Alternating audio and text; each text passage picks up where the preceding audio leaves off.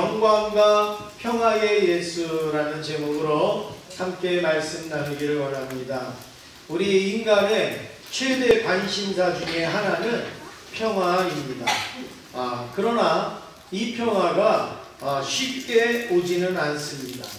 그래서 미국의 철학자인 윌 박사와 그리고 듀란트 박사가 쓴 역사의 교훈이라는 책에 보면 인류의 기록된 역사는 기록이 된 역사는 3421년으로 기록하고 있습니다. 그런데 3421년 가운데 평화롭게 산 해는 268년 밖에는 되지 않는다라는 것이죠.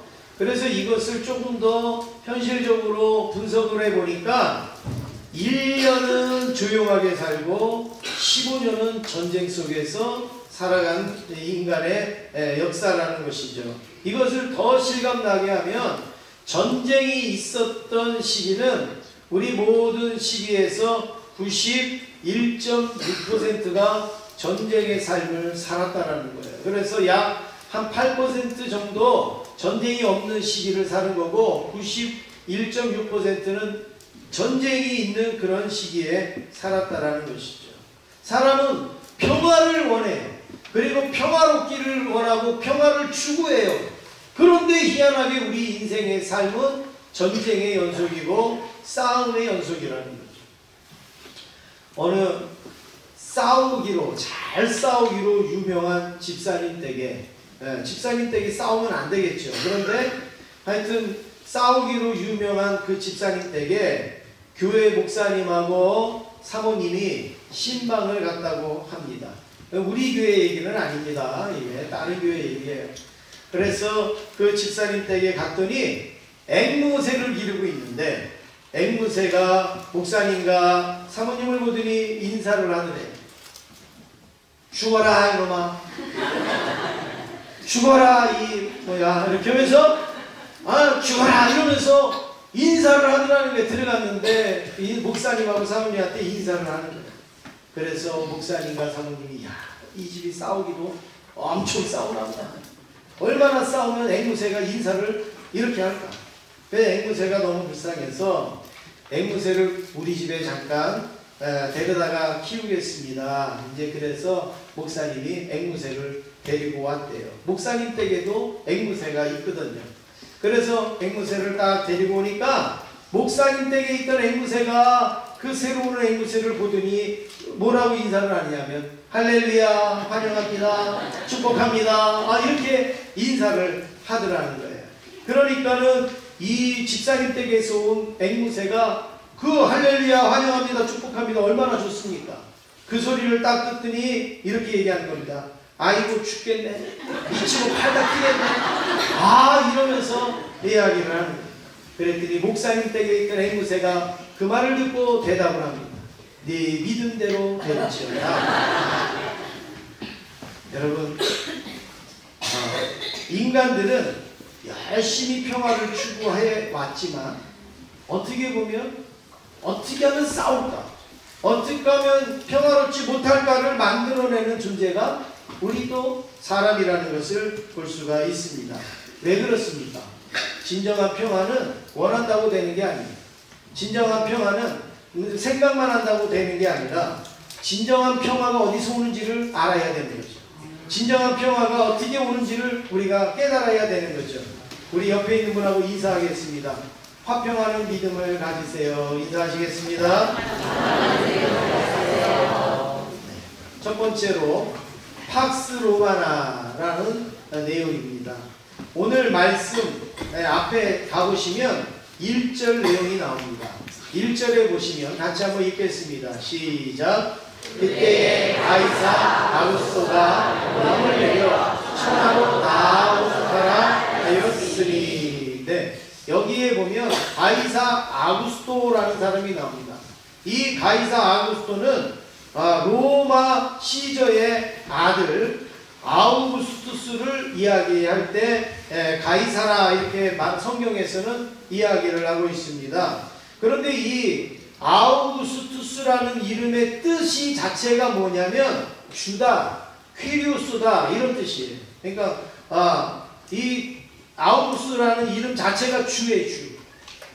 그리고 퀴리오스라 이렇게 이야기를 하는 것이죠. 그래서 이 아우구스투스를 부르면 그냥 그 자체가 주예요. 주. 그냥 주님이에요. 아우구스투스. 그래서 가이사냐 예수님이냐 이런 거 물어보잖아요. 성경에 보면. 그러니까 누가 주인이냐 이거를 물어보는 거예요. 아우구스투스가 주인이냐 예수님이 주인이냐 그걸 물어봐서 예수님입니다. 그러면은 그 사람은 살아남지 못하는 그런 시대에 있었죠. 그런데 이 아우구스투스가 다스릴 때가 있었는데 이때 이 팍스 로마나 이렇게 얘기하는 거예요. 왜 그러느냐면 이때는 로마의 평화가 왔다는 거예요. 이 팍스가 평화예요. 그래서 이 로마의 평화의 시대를 누가 이끌었는가 하면 아우구스투스가 이끌었다라는 거예요. 로마에는 전쟁이 지금까지 그칠 줄은 몰랐어요. 늘 싸우고 깨지고 했었는데 이 아우구스투스가 와서부터는 전쟁이 없었습니다. 그런데 그래서 사람들은 이걸 팍스 로마라, 로마의 평화라 이렇게 말했지만 여러분 이것은 어떻게 보면 위장된 평화, 이건 어떻게 보면 힘에 의한 평화 이렇게 말할 수가 있습니다. 200년 동안 약 200년 동안 전쟁이 없었는데 왜 그랬는가? 이 로마의 힘이 너무 큰 거예요. 로마의 힘이 너무나도 센 거예요. 그러니까 여러분 싸움도 비슷해야 싸우죠. 그렇죠? 싸움도 좀 어느 정도 만만해야지 싸우지 않습니까? 로마가 너무 세니까 아예 다른 나라들이 싸울 생각을 안 하는 거예요. 덤빌 생각을 안 하는 거예요. 그러니까 싸움이 없는 거예요. 그래서 로마의 평화예요.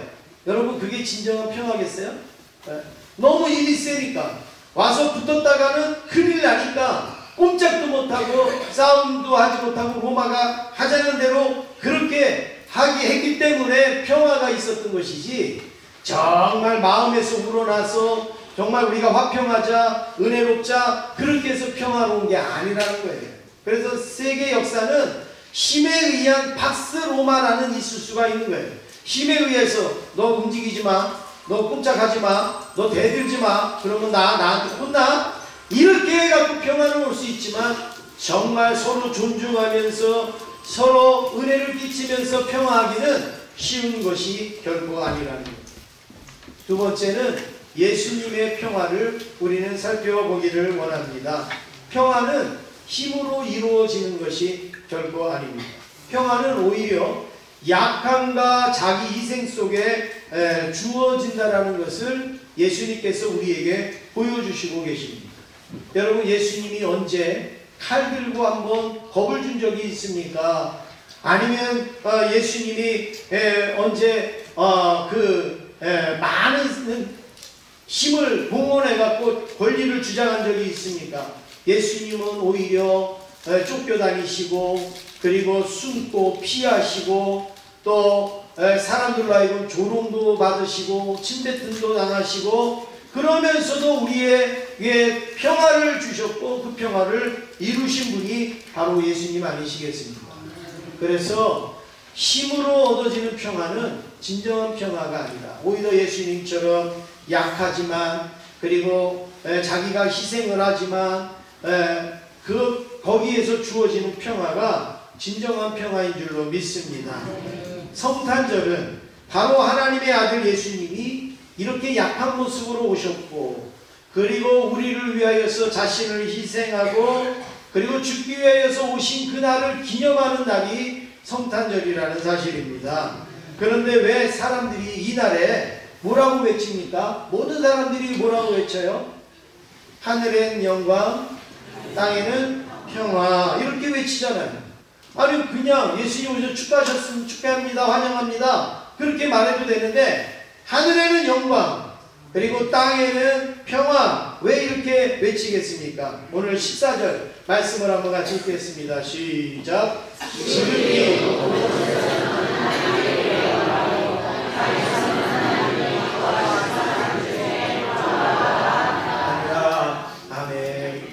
예수님의 탄생에 대하여서 지금 이렇게 요약을 하고 있는 거예요. 지극히 높은 곳에서는 하나님께 영광이고 땅에서는 하나님이 기뻐하시는 사람들 중에 평화로다.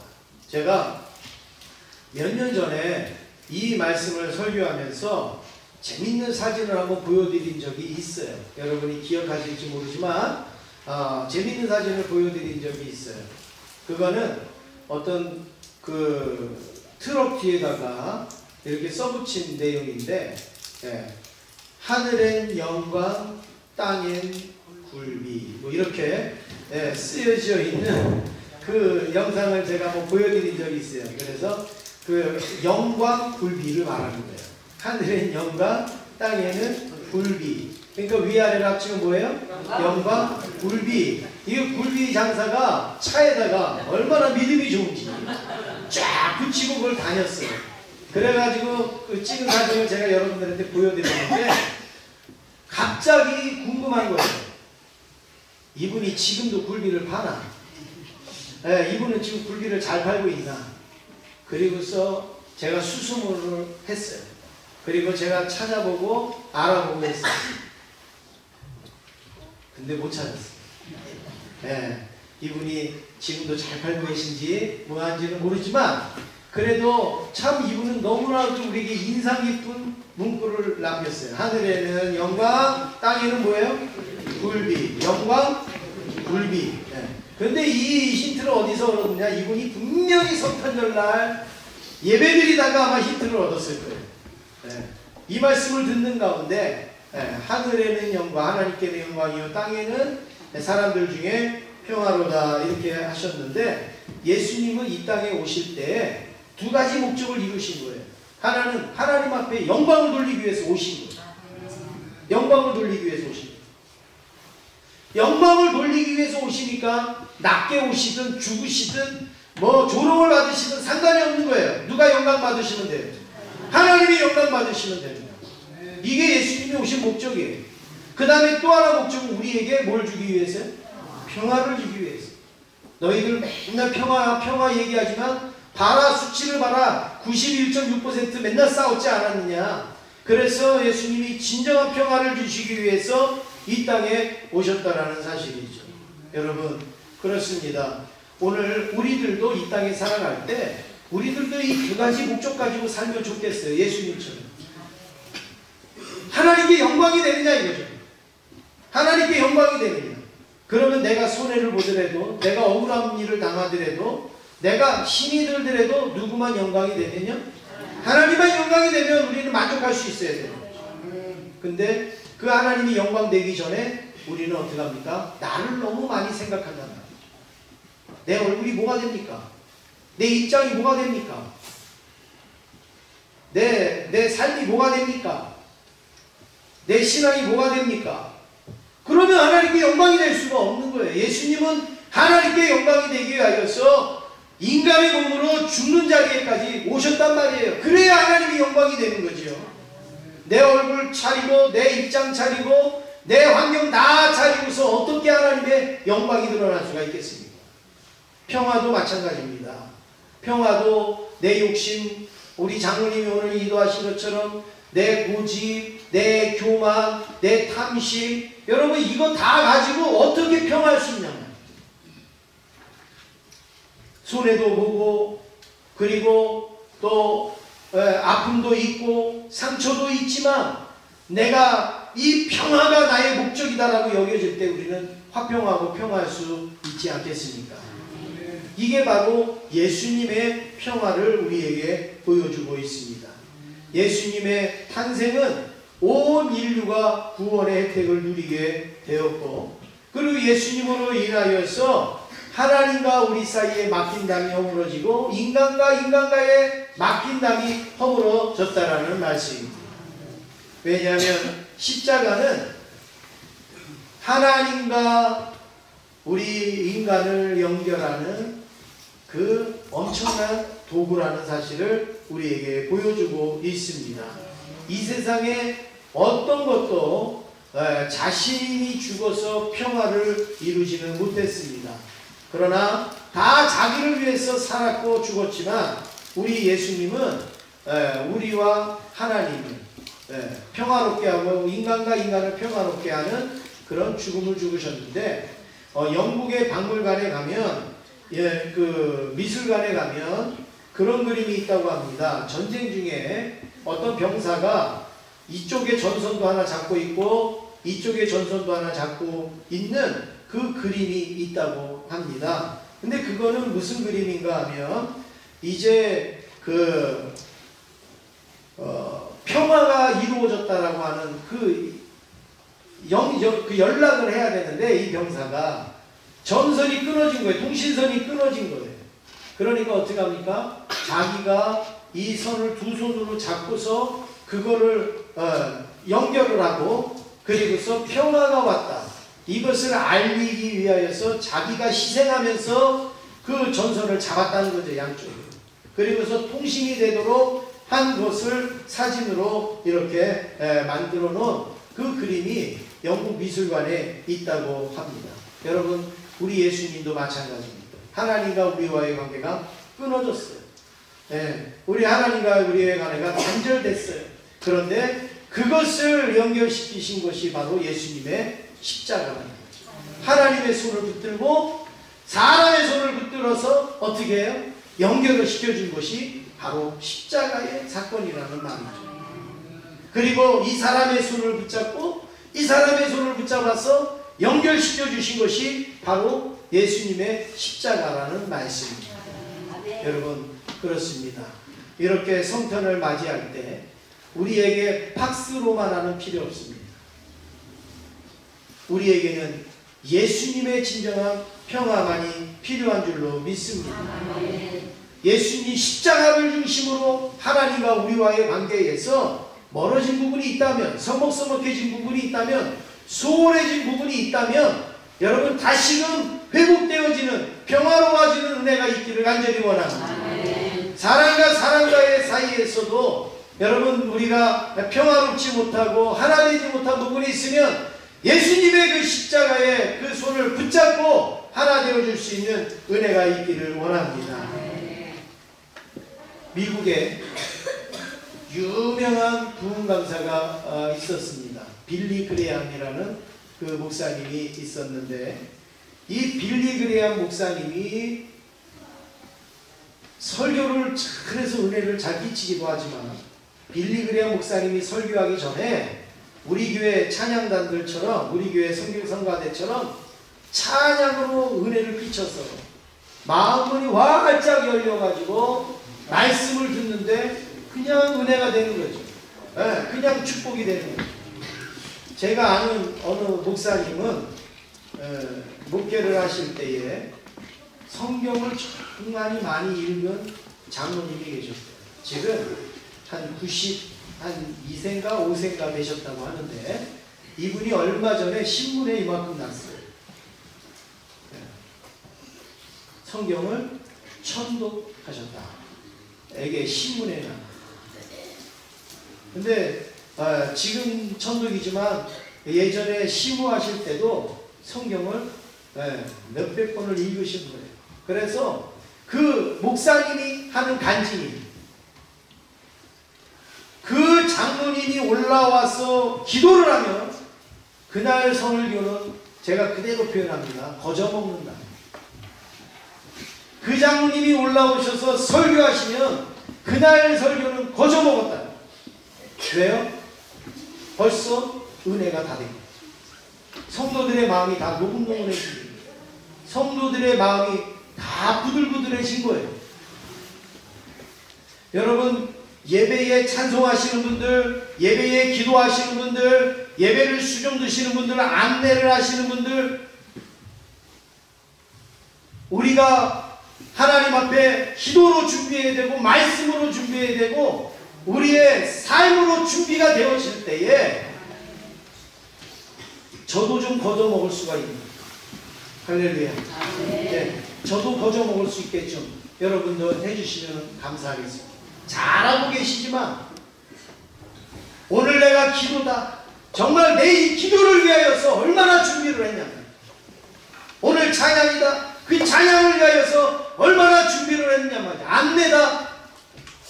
얼굴만 들고 있는 게 아니라 그 안내 내 얼굴 들어옴으로써 정말로 심령이 상하고 애통하고 그리고 마음이 아픈 사람들이 들어오면서 은혜를 받고 들어오면 여러분 예배 시간이 얼마나 은혜가 되겠어요. 그런데 들어올 때 그 안내위원을 보고서 마음이 확 상해요. 안내위원이 위에서부터 아래부터 막 훑어만 보는 거예요. 네. 그러면 여러분 아무리 좋은 찬양과 아무리 좋은 말씀을 전한다고 은혜가 되겠냐. 근데 그 장로님은 제가 그래서 그 장로님을 한번 저녁 예배 때 한번 모셔볼까 그런 생각도 들어요. 이분 이제 살면 얼마나 사시겠어요. 그래서 이제 92세인가 5세라 그러는데 한번 좀 기회가 되면 모셔볼까. 왜냐하면 그분은요 이 말이 전부 성경을 풀어서 하는 말씀. 성경은 천도. 물론 천도겠다고 다 그러는 거 아니에요. 그 말씀을 하나하나 다 내 것으로 수화를 하니까 그렇게 되어지는 거 아니겠습니까? 그 아들이 뭘 잘못을 했대요. 뭘 잘못을 해서 그 마을에서 덕이 안 되는 행동을 했대요. 그래서 그 장로님이 예배 때 맨날 저 뒤에 가서 앉았다는 거예요. 1년 동안. 그래서 교회에서 주는 식사도 안 드시고 대표기도도 안 하시고 그리고 아무것도 안 맞고 저 뒤에 가서 머리 푹 숙이고 예배를. 그래서 왜 그러시냐 그랬더니 내 아들도 하나 내가 간수 못하는데 내가 앞에 나가고 뭘 내가 기도를 하고 내가 뭘 하겠냐고. 난 하나님 앞에 근신한다고 그러면서 뒤에서 눈물을 흘리면서 그렇게 삐져서 그런 게 아니라 근신하면서 내가 하나님 앞에 내 아들을 위해서 기도합니다. 그러면서 그렇게 예배를. 여러분 참 어떤 단편적인 얘기지만 참 우리가 많이 생각을 해야 되는데 빌리그레암 목사님도 설교를 워낙 잘하시고 영역이 있지만 빌리그레암 목사님이 설교하기 전에 벌써 마음을 확 열게 만든 사람이 있어요. 생키라는 가수예요. 생키라는 복음의 가수예요. 이 생키라는 가수가 나와서 찬양 한번 쫙 하고 들어가면 성도들이 벌써 마음이 바짝 열렸어. 정말로 목사님이 설교를 하면 거기에 막 뒤집어지고 은혜가 넘쳤다라는 거죠. 그런데 이 유명한 가수인 생키가 어느 날 여객선을 타고 이제 강을 건너가고 있는데 그날이 마침 크리스마스 성탄절 이브날이었대요. 그래서 사람들이 이 생키를 알아보고 막 요청을 한 거죠. 오늘 이 성탄절 이브인데 이 찬양을 좀 들려달라고, 이 찬양을 좀 불러달라고. 그랬더니 이 생키가 뭐 거기서도 전도가 되니까 목자의 노래라는 이 노래를 불렀다고 합니다. 그런데 그 목자의 노래를 부르는데 어떤 건장한 체격의 사내가 딱 일어나서 나오더니 생키 씨, 나는 당신을 기억하고 있는데 아마 당신은 나를 모를 겁니다. 그러더래요. 그래서 생키가 누구시죠? 그리고서 얘기했더니 남북전쟁 때 난 당신을 봤습니다. 미국의 남북전쟁이 있을 때 당신을 봤습니다. 그때에 나는 남군의 병사였고 당신은 북군의 병사였는데 이제 서로 고지에서 총을 겨누고 이렇게 있을 때에 그날도 크리스마스 이브였는데 당신이 서 있는 걸 보고 내가 조주를 해서 방아쇠를 당기려고 했는데 그때 당신이 이런 노래를 불렀습니다. 저들밖에 한밤중에 양뜸에 자던 목자들 전사들이 전하여 주나시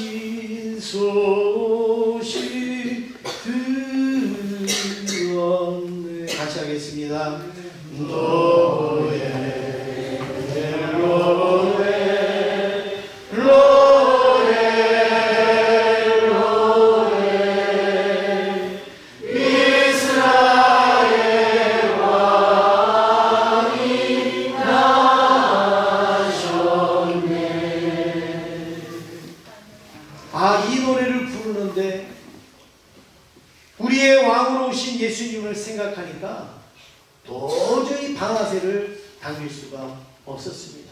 그래서 총을 내려놓고 말았는데 나중에 보니까 당신이 생기라. 당신이 그렇게 복음을 전하면서 찬양으로 은혜를 끼치는 생기가 되었다. 그래서 너무 반갑게 그 인사를 했다라는 사실입니다. 여러분, 예수님이 이 땅에 오신 것은 총을 겨루고 있으면서도 조준을 한 상태에서도 총을 내려놓게 하시는 것이 바로 예수님의 은혜인 줄로 믿습니다. 사랑하는 성도 여러분, 오늘 우리를 위하여서 이 땅에 오신 예수님의 그 평화와 그 마음을 우리도 담기를 간절히 원합니다. 그래서 예수님은 인간 마음속에 가득한 증오와 그리고 시기를 녹이기도 하고 사랑으로 채우고 그리고 은혜로 덧입혀 주시는 역사가 있게 되는 것이죠. 그래서 이번 성탄절에 오늘 우리에게 바로 정말 예수님이 주시는 진정한 평화가 넘치기를 간절히 원합니다. 저 남미에 가면 브라질이 있고 그리고 그 밑에 아르헨티나가 크게 있고 그리고 아르헨티나 옆으로 아주 이렇게 그냥 쫄깃하게 붙어서 있는 나라가 하나가 있어요. 어떻게 보면 면적 대비 제일 길게 생긴 나라가 한 나라가 있어요. 그 나라가 어느 나라일까요? 예, 칠레. 칠레가 있습니다. 저기 노란, 약간 흐린 노란으로 된 그게 바로 칠레고 오른쪽에 있는 게 아르헨티나, 그 위쪽에가 이제 브라질인데 저 칠레하고 아르헨티나 경계에 아주 긴 그 산맥이 하나 있는데 거기가 바로 안데스 산맥이라고 그렇게 알려지고 있습니다. 그런데 맨날 칠레하고 아르헨티나하고 맨날 싸우는 거예요. 심심하면 싸우는 거예요. 그래서 대포로 쏘고 또 뭐 폭탄을 던지고 맨날 이렇게 싸우는 거예요. 그런데 이들이 이제 양국의 그 종교 지도자들, 기독교 지도자들이 모인 거예요. 칠레도 기독교 지도자가 있고 아르헨티나도 기독교 지도자가 있잖아요. 그런데 우리가 왜 이렇게 싸워야 되느냐? 그래서 우리가 예수님의 뜻을 따라서 우리는 평화하자. 우리는 예수님의 뜻에 따라서 화평하자. 평화에 오신 예수님을 우리가 똑같이 왕으로 모시는데 이렇게 싸우면 안 되지 않느냐. 그래서 어떻게 했는가? 그 자기네들이 가졌던 그 무기, 총, 그 다음에 그 폭탄, 그 다음에 이런 것들을 전부 녹인 거예요. 다 꺼내라. 총도 꺼내고 칼도 꺼내고 무기들을 다 꺼내라. 그래갖고 그걸 한꺼번에 녹였어. 녹여갖고 안데스 산맥 맨 꼭대기에다가 뭘 만들었냐면 예수님의 형상을 만들었어요. 여러분, 저게 그냥 누가 예술가가 만든 게 아니라 싸우고 죽이고 했던 무기들을 녹여갖고 저 거대한 예수님의 형상을 만들었어요. 저 예수님의 형상이 있는 이상 우리는 쏘지 말자.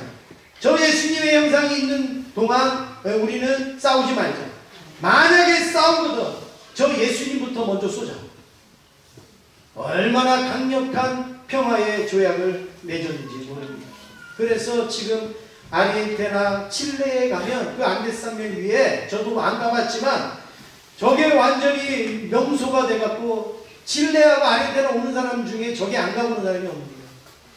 다 가서 예수님의 정신, 예수님의 그 십자가의 사랑.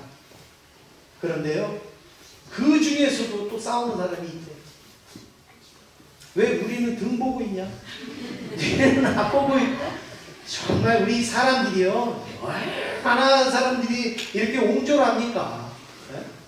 아니, 등 보고 있으면 어떻고 앞 보고 있으면 어떠냐 말이에요. 오늘 점심에 예배 마치면 떡만두 구워 드실 텐데 왜 나는 만두가 2개냐? 너는 만두가 3개인데? 아니 또 이거 가지고 또 또 싸우실 분이 또 있을지도 몰라요. 오늘 정확하게 이거 놓아주세요. 정확하게. 예수님은 평강의 왕으로 오셨어요. 예수님은 성탄절에 하늘과 우리를 화목하게 하셨습니다. 이웃과 이웃을 화목하게 하셨습니다. 오늘 그 평강의 왕 예수님, 저와 여러분들이 또 배우고 따르고 쫓아갈 수 있기를 간절히 원합니다. 세 번째로 우리가 부를 찬송이 있습니다. 13절 말씀 같이 읽겠습니다. 13절입니다. 시작.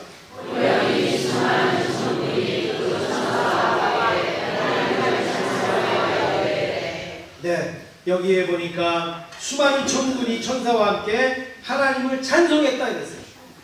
예수님이 이 땅에 오시는 것을 보고 수많은 천군과 천사가 하나님을 찬송했다. 천사가 찬송하는데 우리는 뭐하냐고요. 천사가 찬송하는데 우리는 가만히 있겠습니까? 오늘 우리도 천사들 못지 아니하게 하나님을 찬송해야 될 줄로 믿습니다. 뭐라고 찬송합니까? 지극히 높은 곳에서는 하나님께 영광이요 땅에서는 하나님이 기뻐하시는 사람들 중에 평화로다. 할렐루야. 양을 치던 목자들도 하나님을 찬송합니다. 20절 우리 같이 읽겠습니다. 시작. 목자들이 자기들에게 이르던 바와 같이 읽고 온 그 모든 것으로 인하여 하나님께 영광을 돌리고 찬송하며 오라하니라. 아멘. 목자들은 성가대도 아닙니다. 목자들은 찬양대도 아니에요. 목자들이 노래를 얼마나 잘하겠습니까? 얼마나 멋있게 하겠습니까? 찬양은 멋있게 하는 것도 아니고 잘하는 것도 아니고 찬양은 우리가 우리의 중심으로 하나님께 영광 돌리는 것이 찬양인 줄로 믿습니다. 그래서 성탄에는 기뻐하고 즐거워하고 찬송을 부르고 선물도 주기도 하고 선물도 받는 거 아니겠습니까? 이 기쁨과 즐거움은 우리에게 진정한 평화를 주신 예수님께서 이 땅에 오셨기 때문에 가능한 것이지 주님이 하늘에만 계셔서 이와 같은 은혜가 임할 수가 있었겠습니까? 세상에 어린아이로 태어나고 세상에 어린아이가 하나 태어나도 우리는 기뻐하고 축하하지 않습니까? 진정한 평화를 주신 예수님이 우리의 왕으로 오셨는데 우리가 어떻게 가만히 있겠습니까? 우리가 어떻게 찬송하지 않을 수가 있겠습니까? 오늘이 바로 예수님이 탄생하신 날입니다. 카드를 쓰는 것도 예수님 때문에 쓸 것이고 선물을 주는 것도 예수님 때문에 주는 것이고 우리가 기쁘고 즐거운 것 때문에 또 예수님 때문에 그런 줄로 믿습니다. 오늘 기쁨과 찬송의 주인공은 우리가 아닙니다. 우리의 찬송과 기쁨의 주인은 우리의 예수님이시라는 사실입니다. 그래서 예수님께만 영광이어야 되고 그리고 예수님께 우리의 찬송을 부를 수 있어야 되는 줄로 믿습니다. 옆에 있는 분하고 인사하시겠습니다. 예수님이 영광과 평화의 왕이십니다. 인사하시겠습니다. 평화의 주인공이신 예수님께 오늘도 마음껏 영광 돌리시고 그리고 평화의 찬송을 부르실 수 있기를 간절히 원합니다. 우리 이 시간에는 한번 우리가 말씀 시간이지만 우리도 목자처럼 우리도 박사들처럼 우리의 입으로 우리의 모습으로 하나님 앞에 영광과 찬송을 돌리는 시간 되기를 원합니다. 622장 우리 찬송 1절만 우리가 같이 마음을 다해서 부를 수 있기를 원합니다.